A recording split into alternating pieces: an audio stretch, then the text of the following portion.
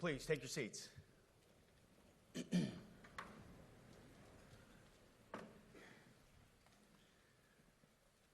Well, Mr. Chairman, the Joint Chiefs, Generals, Admirals, Commanders, Officers, Senior Enlisted, NCOs, Enlisted, and every member of our American military, good morning. Good morning and welcome to the War Department, because the era of the Department of Defense is over. You see, the motto of my first platoon was, "Those who long for peace must prepare for war." This is, of course, not a new idea. This crowd knows that. The origin dates to the 4th century Rome and has been repeated ever since, including by our first commander-in-chief, George Washington, the first leader of the War Department. It captures a simple yet profound truth. To ensure peace, we must prepare for war. From this moment forward, the only mission of the newly restored Department of War is this: warfighting, preparing for war and preparing to win, unrelenting and uncompromising in that pursuit. Not because we want war, no one here wants war, but it's because we love peace. We love peace for our fellow citizens. They deserve peace, and they rightfully expect us to deliver it.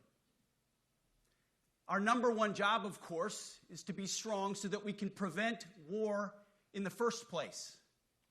The president talks about it all the time. It's called peace through strength. And as history teaches us, the only people who actually deserve peace are those who are willing to wage war to defend it. That's why pacifism is so naive and dangerous. It ignores human nature and it ignores human history. Either you protect your people and your sovereignty, or you will be subservient to something or someone. It's a truth as old as time. And since waging war is so costly in blood and treasure, we owe our republic a military that will win any war we choose, or any war that is thrust upon us. Should our enemies choose foolishly to challenge us, they will be crushed by the violence, precision, and ferocity of the War Department. In other words, to our enemies, F-A-F-O. If necessary, our troops can translate that for you. Another way to put it is peace through strength, brought to you by the warrior ethos. And we are restoring both. As President Trump has said, and he's right, we have the strongest, most powerful, most lethal, and most prepared military on the planet. That is true, full stop. Nobody can touch us. It's not even close. This is true largely because of the historic investments that he made in his first term, and we will continue in this term. But it's also true because of the leaders in this room and the incredible troops that you all lead. But the world, and as the chairman mentioned, our enemies get a vote.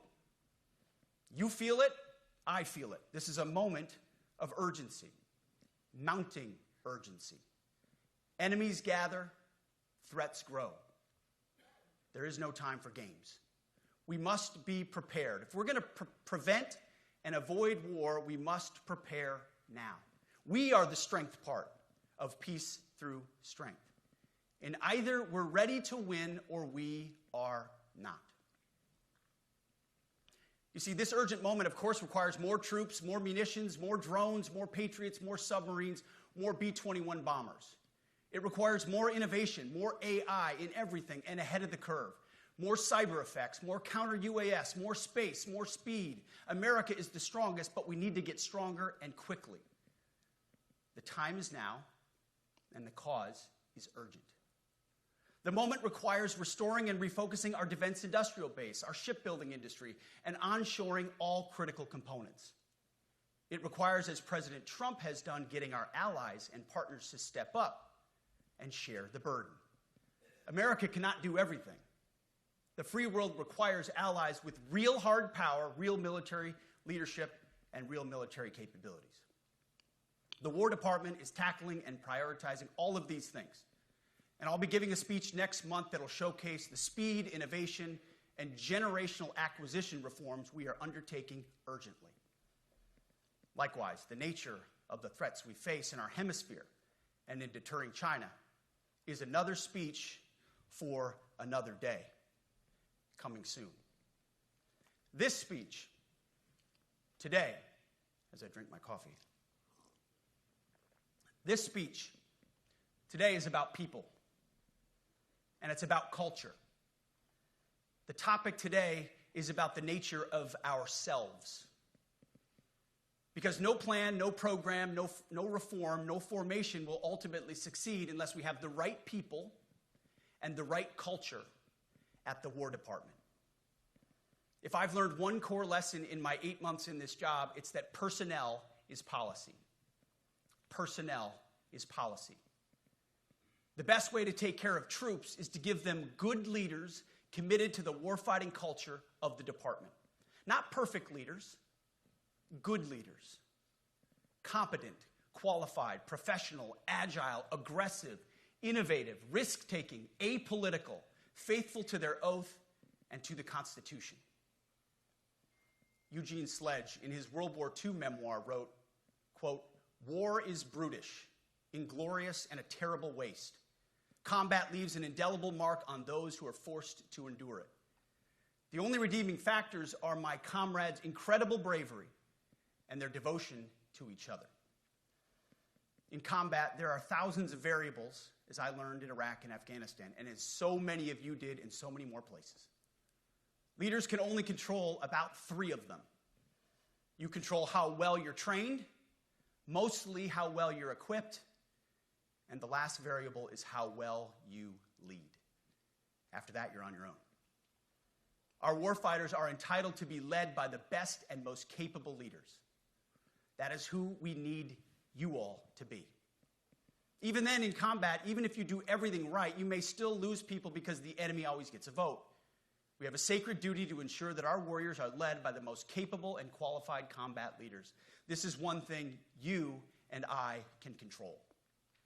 And we owe it to the force to deliver it. For too long, we have simply not done that.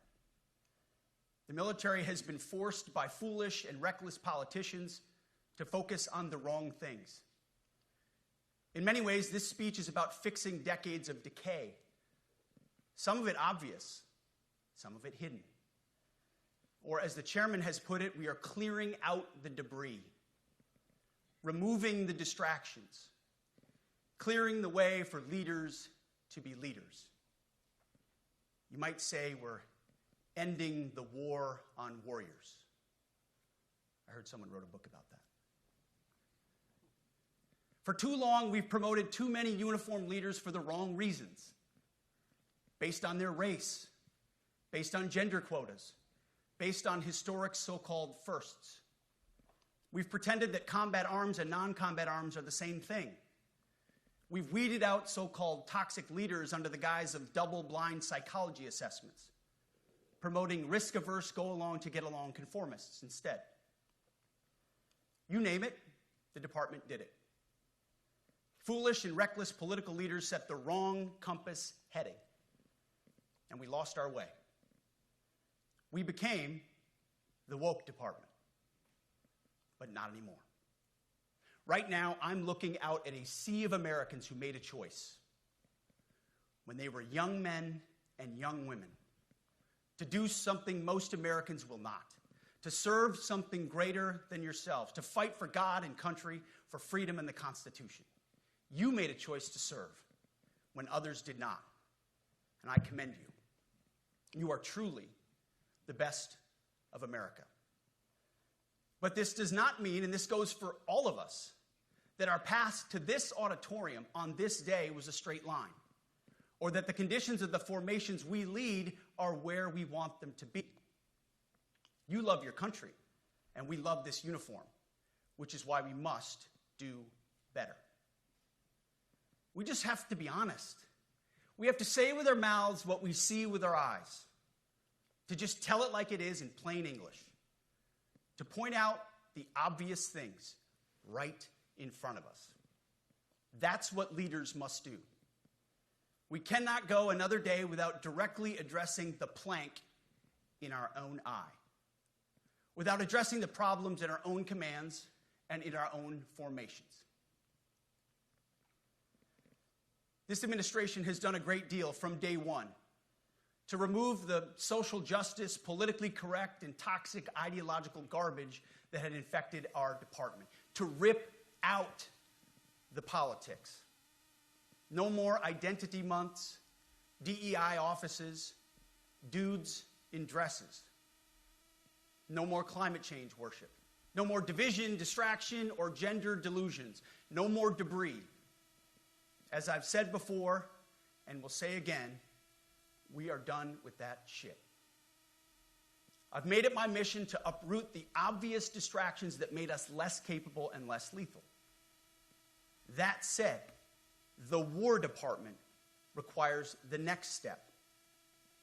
Underneath the woke garbage is a deeper problem, and a more important problem that we are fixing and fixing fast.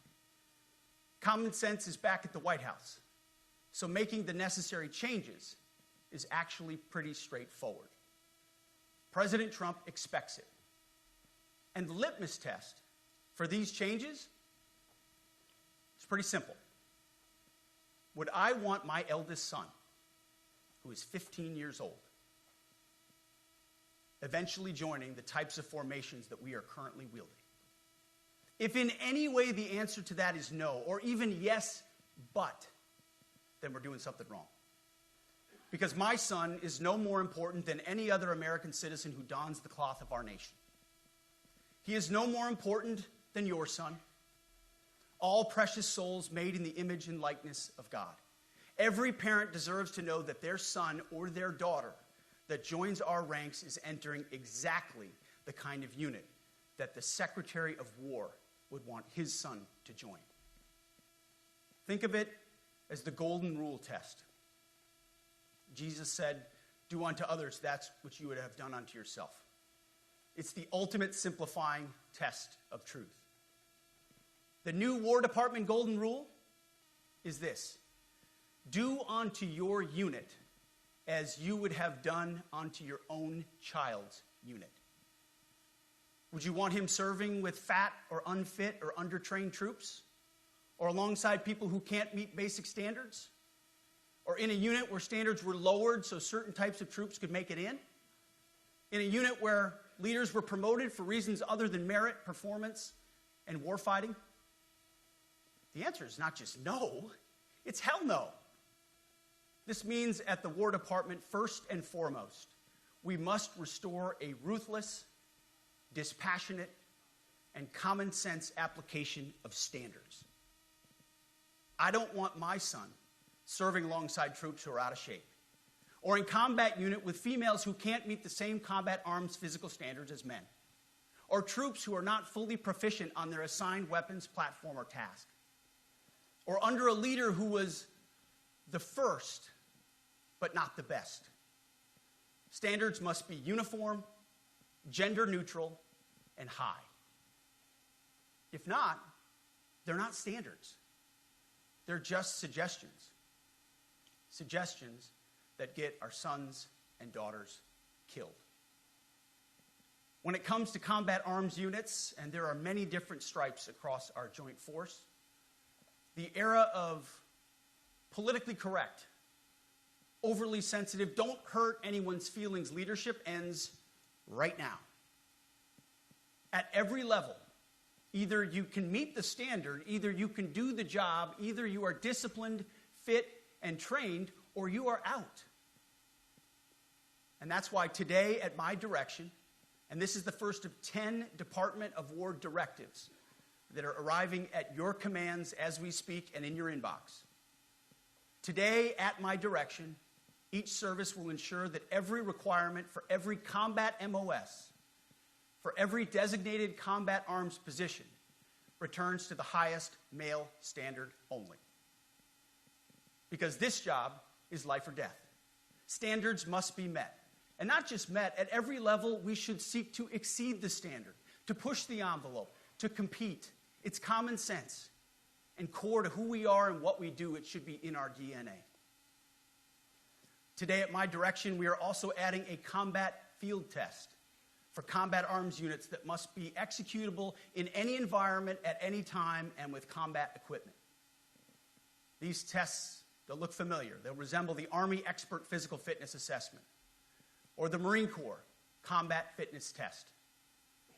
I'm also directing that warfighters in combat jobs execute their service fitness test at a gender-neutral, age-normed male standard scored above 70%. It all starts with physical fitness and appearance. If the Secretary of War can do regular, hard PT, so can every member of our joint force. Frankly, it's tiring to look out at combat formations, or really any formation, and see fat troops. Likewise, it's completely unacceptable to see fat generals and admirals in the halls of the Pentagon and leading commands around the country and the world. It's a bad look. It is bad, and it's not who we are. So whether you're an airborne ranger or a chairborne ranger, a brand new private or a 4-star general, you need to meet the height and weight standards and pass your PT test. And as the chairman said, yes, there is no PT test. But today, at my direction, every member of the joint force at every rank is required to take a PT test twice a year, as well as meet height and weight requirements twice a year, every year of service. Also today, at my direction, every warrior across our joint force is required to do PT every duty day. It should be common sense. I mean, most units do that already, but we're codifying it. And we're not talking like hot yoga and stretching. Real hard PT, either as a unit or as an individual. At every level, from the Joint Chiefs to everyone in this room to the youngest private, leaders set the standard. And so many of you do this already. Active, Guard, and Reserve. This also means grooming standards. No more beards, long hair, superficial individual expression. We're going to cut our hair, shave our beards, and adhere to standards. Because it's like the broken windows theory of policing. It's like when you let the small stuff go, the big stuff eventually goes. So you have to address the small stuff. This is on duty, in the field, and in the rear. If you want a beard, you can join Special Forces. If not, then shave. We don't have a military full of Nordic pagans. But unfortunately, we have had leaders who either refuse to call BS and enforce standards, or leaders who felt like they were not allowed to enforce standards. Both are unacceptable. And that's why today at my direction, the era of unprofessional appearance is over. No more beardos. The era of rampant and ridiculous shaving profiles is done. Simply put, if you do not meet the male-level physical standards for combat positions, cannot pass a PT test, or don't want to shave and look professional, it's time for a new position or a new profession. I sincerely appreciate the proactive efforts the secretaries have already taken in some of those areas, service secretaries. And these directives are intended to simply accelerate those efforts. On the topic of standards, allow me a few words to talk about toxic leaders. Upholding and demanding high standards is not toxic. Enforcing high standards, not toxic leadership. Leading warfighters toward the goals of high, gender-neutral, and uncompromising standards in order to forge a cohesive, formidable, and lethal Department of War is not toxic. It is our duty, consistent with our constitutional oath. Real toxic leadership is endangering subordinates with low standards. Real toxic leadership is promoting people based on immutable characteristics or quotas instead of based on merit. Real toxic leadership is promoting destructive ideologies that are an anathema to the Constitution and the laws of nature and nature's God, as Thomas Jefferson wrote in the Declaration of Independence. The definition of toxic has been turned upside down, and we're correcting that. That's why today at my direction, we're undertaking a full review of the department's definitions of so-called toxic leadership, bullying, and hazing, to empower leaders to enforce standards without fear of retribution or second guessing.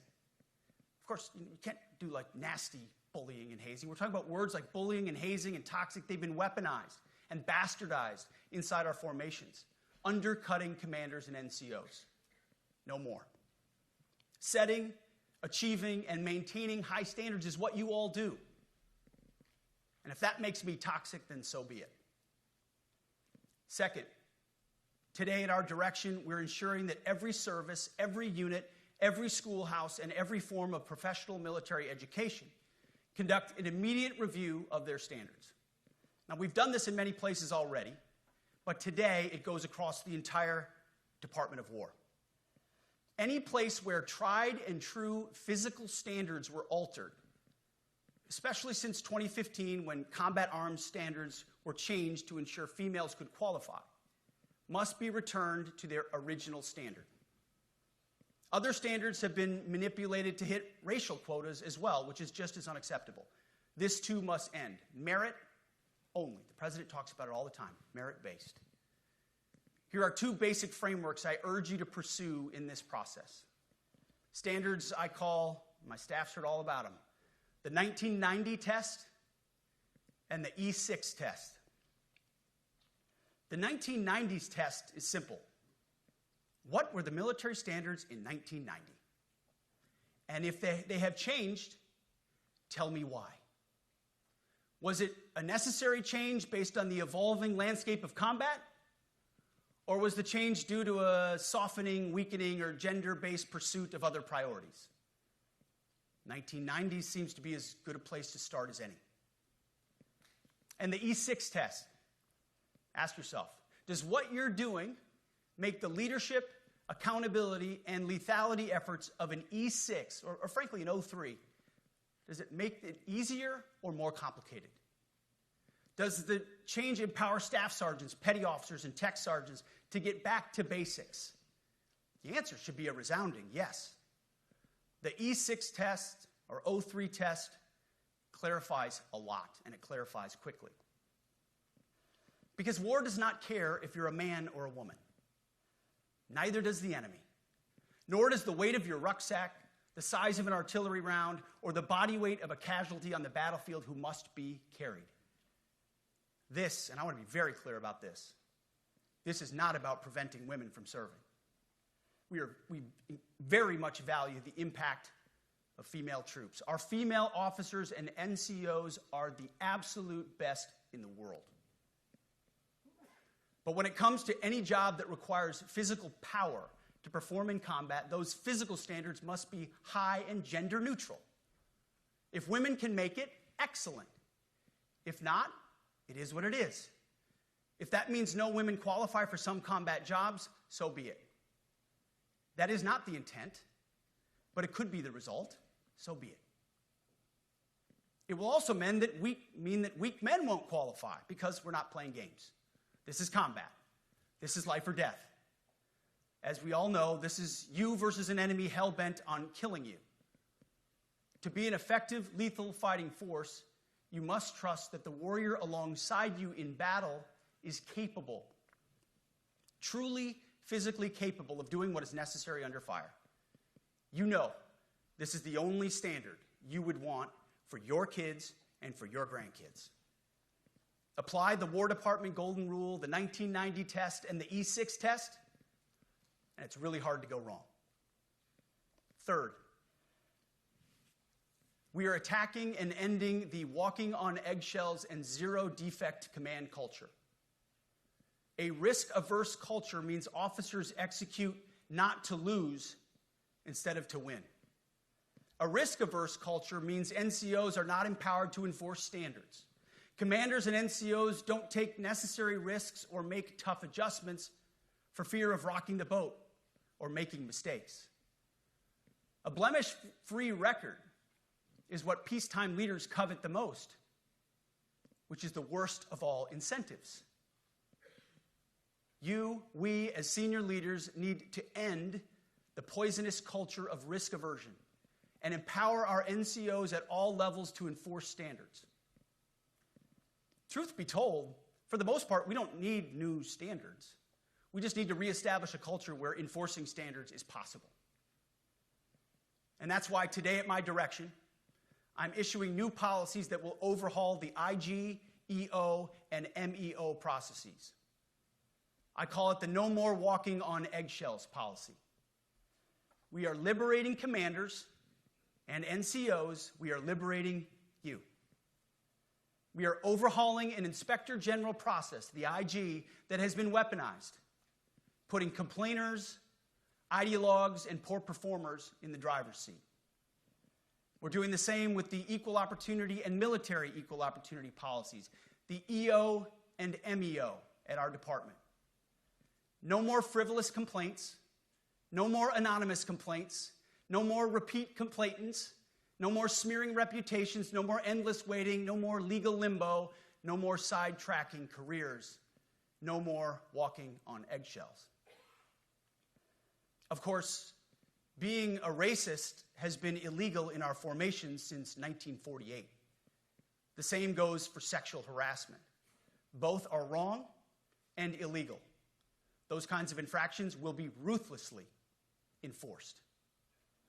But telling someone to shave or get a haircut or to get in shape or to fix their uniform or to show up on time or to work hard, that's exactly the kind of discrimination we want.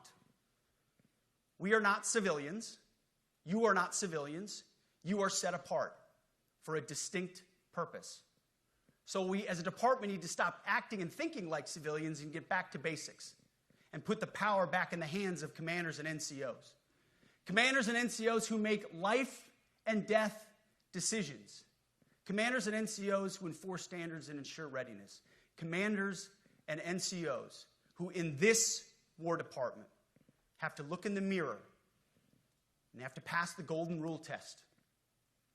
My kids, your kids, America's sons and daughters. So I urge you all here today and those watching, take this guidance and run with it. The core of this speech is the 10 directives we're announcing today. They were written for you, for Army leadership, for Navy leadership, for Marine Corps leadership, for Air Force leadership, Space Force leadership. These directives are designed to take the monkey off your back and put you, the leadership, back in the driver's seat.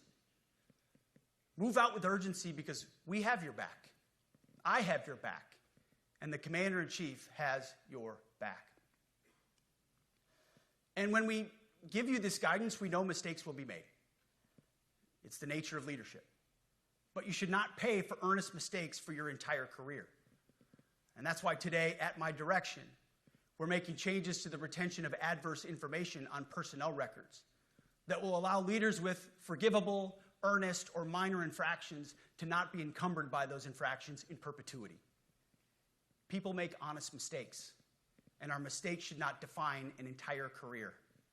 Otherwise, we only try not to make mistakes, and that's not the business we're in. We need risk takers and aggressive leaders and a culture that supports you. Fourth, at the War Department, promotions across the Joint Force will be based on one thing: merit. Colorblind, gender-neutral, merit-based. The entire promotion process, including evaluations of warfighting capabilities, is being thoroughly re-examined. We've already done a lot in this area, but more changes are coming soon. We'll promote top-performing officers and NCOs faster and get rid of poor performers more quickly.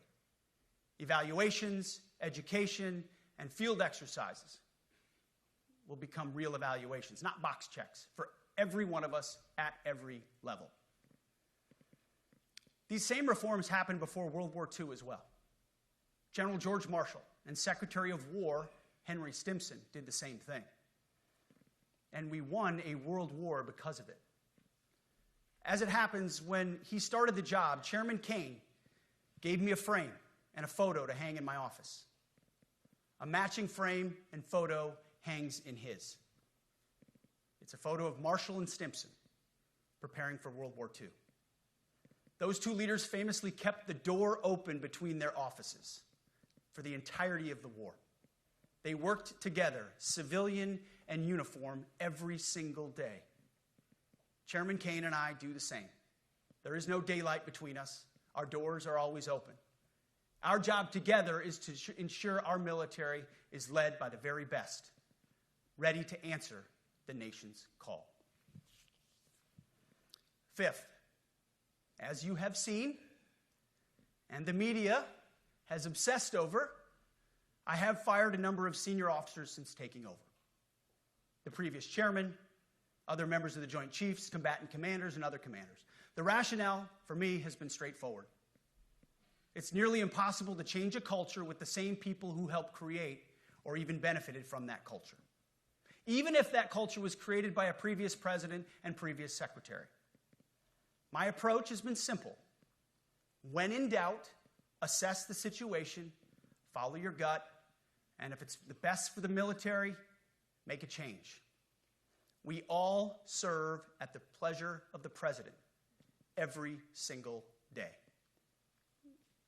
But in many ways, it's not their fault. It's not your fault. As foolish and reckless as the woke department was, those officers were following elected political leadership. An entire generation of generals and admirals were told that they must parrot the insane fallacy that, quote, our diversity is our strength. Of course, we know our unity is our strength. They had to put out dizzying DEI and LGBTQI+ statements. They were told females and males are the same thing, or that males who think they're females is totally normal. They were told that we need a green fleet and electric tanks. They were told to kick out Americans who refuse an emergency vaccine. They followed civilian policies set by foolish and reckless political leaders. Our job, my job, has been to determine which leaders simply did what they must to answer the prerogatives of civilian leadership, and which leaders are truly invested in the woke department, and therefore incapable of embracing the War Department and executing new lawful orders. That's it. It's that simple. So for the past 8 months, we've gotten a good look under the hood of our officer corps. We've done our best to thoroughly assess the human terrain. We've had to make trade-offs and some difficult decisions. It's more of an art than a science. We have been and will continue to be judicious, but also expeditious. The new compass heading is clear. Out with the Shirellis, the McKenzies, and the Millies, and in with the Stockdales, the Schwarzkopfs, and the Pattons. More leadership changes will be made, of that I'm certain. Not because we want to, but because we must. Once again, this is life and death. The sooner we have the right people, the sooner we can advance the right policies. Personnel is policy. But I look out at this group, and I see great Americans. Leaders who have given decades to our great republic, at great sacrifice to yourselves and to your families. But if the words I'm speaking today are making your heart sink, then you should do the honorable thing and resign. We would thank you for your service. But I suspect, I know, the overwhelming majority of you feel the opposite. These words make your hearts full. You love the War Department because you love what you do, the profession of arms. You are hereby liberated to be an apolitical, hard-charging, no-nonsense, constitutional leader that you joined the military to be. We need you locked in on the M, not the D, the E, or the I, not the DEI or the DIE of dime. By that I mean the M, military, of the instruments of national power. We have entire departments across the government dedicated to diplomatic, informational, and economic lines of effort. We do the M. Nobody else does. And our GOFOs need to master it in every domain and every scenario. No more distractions, no more political ideologies, no more debris. Now, of course, we're going to disagree at times. We would not be Americans if we didn't. Being a leader in a large organization like ours means having frank conversations and differences of opinion. You will win some arguments, and you will lose some arguments. But when civilian leaders issue lawful orders, we execute. We are professionals in the profession of arms. Our entire constitutional system is predicated upon this understanding. Now, it seems like a small thing, but it's not. This includes as well the behavior of our troops online. To that end, I want to thank and recognize the services for their new proactive social media policies. Use them. Anonymous, online, or keyboard complaining is not worthy of a warrior. It's cowardice masquerading as conscience. Anonymous, unit-level social media pages that trash commanders, demoralize troops, and undermine unit cohesion must not be tolerated. Again, O3s, E6s. Sixth, we must train and we must maintain. Any moment that we are not training on our mission or maintaining our equipment is a moment we are less prepared for preventing or winning the next war. That is why today, at my direction, we are drastically reducing the ridiculous amount of mandatory training that individuals and units must execute. We've already ended the most egregious. Now we're giving you back real time. Less PowerPoint briefings and fewer online courses, more time in the motor pool, and more time on the range. Our job is to make sure you have the money, equipment, weapons, and parts to train and maintain, and then you take it from there. You all know this because it's common sense. The tougher and the higher the standards in our units, the higher the retention rates in those units. Warriors want to be challenged. Troops want to be tested. When you don't train and you don't maintain, you demoralize. And that's when our best people decide to take their talents to the civilian world.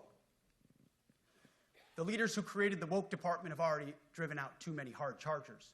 We reverse that trend right now. There is no world in which high-intensity war exists without pain, agony, and human tragedy. We are in a dangerous line of work. You are in a dangerous line of work. We may lose good people. But let no warrior cry out from the grave, "If only I had been properly trained." We will not lose warfighters because we failed to train or equip them or resource them. Shame on us if we do. Train like your warriors' lives depend on it, because they do. To that point, basic training is being restored to what it should be: scary, tough, and disciplined. We're empowering drill sergeants to instill healthy fear in new recruits, ensuring that future warfighters are forged. Yes, they can shark attack, they can toss bunks, they can swear, and yes, they can put their hands on recruits. This does not mean they can be reckless or violate the law, but they can use tried and true methods to motivate new recruits, to make them the warriors they need to be. Back to basics at basic as well.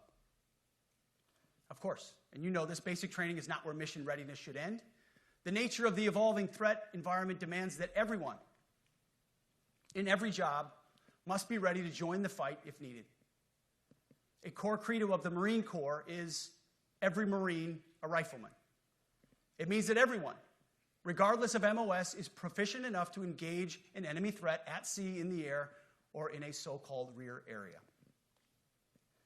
We need to ensure that every member of our uniformed military maintains baseline proficiency in basic combat skills, especially because the next war, like the last, will likely not have a rear area. Finally, as President Trump rightly pointed out when he changed the department name, the United States has not won a major theater war since the name was changed to the Department of Defense in 1947. One conflict stands out in stark contrast: the Gulf War. Why? Well, there's a number of reasons, but it was a limited mission with overwhelming force and a clear end state. But why did we execute and win the Gulf War the way we did in 1991? There's two overwhelming reasons. One was President Ronald Reagan's military buildup gave an overwhelming advantage. And two, military and Pentagon leadership had previous formative battlefield experiences. The men who led this department during the Gulf War were mostly combat veterans of the Vietnam War. They said never again to mission creep or nebulous end states. The same holds true today. Our civilian and military leadership is chock full of veterans from Iraq and Afghanistan who say never again to nation building and nebulous end states. This clear-eyed view, all the way in the White House, combined with President Trump's military buildup, postures us for future victories if, and we will, and when we embrace the War Department. And we must. We are preparing every day. We have to be prepared for war, not for defense. We're training warriors, not defenders. We fight wars to win, not to defend. Defense is something you do all the time. It's inherently reactionary and can lead to overuse, overreach, and mission creep. War is something you do sparingly, on our own terms, and with clear aims. We fight to win. We unleash overwhelming and punishing violence on the enemy. We also don't fight with stupid rules of engagement. We untie the hands of our warfighters to intimidate, demoralize, hunt, and kill the enemies of our country. No more politically correct and overbearing rules of engagement. Just common sense, maximum lethality, and authority for warfighters. That's all I ever wanted as a platoon leader. And it's all my E6 squad leaders ever wanted, back to that E6 rule. We let our leaders fight their formations, and then we have their back. It's very simple, yet incredibly powerful. A few months ago, I was at the White House when President Trump announced his Liberation Day for America's trade policy. It was a landmark day. Well, today is another Liberation Day. The liberation of America's warriors, in name, in deed, and in authorities. You kill people and break things for a living. You are not politically correct and don't necessarily belong always in polite society. We are not an army of one. We are a joint force of millions of selfless Americans. We are warriors. We are purpose-built, not for fair weather, blue skies, or calm seas. We were built to load up in the back of helicopters, 5 tons, or Zodiacs in the dead of night, in fair weather or foul, to go to dangerous places, to find those who would do our nation harm, and deliver justice on behalf of the American people in close and brutal combat if necessary. You are different. We fight not because we hate what's in front of us. We fight because we love what's behind us. You see, the Ivy League faculty lounges will never understand us, and that's okay, because they could never do what you do. The media will mischaracterize us, and that's okay, because deep down they know the reason they can do what they do is you. In this profession, you feel comfortable inside the violence so that our citizens can live peacefully. Lethality is our calling card, and victory our only acceptable end state. In closing, a few weeks ago, at our monthly Pentagon Christian prayer service, I recited a commander's prayer. It's a simple yet meaningful prayer for wisdom for commanders and leaders. I encourage you to look it up if you've never seen it. But the prayer, it ends like this. And most of all, Lord, please keep my soldiers safe. Lead them, guide them, protect them, watch over them. And as you gave all of yourself for me, help me give all of myself for them. And amen. I have prayed this prayer many times since I've had the privilege of being your secretary.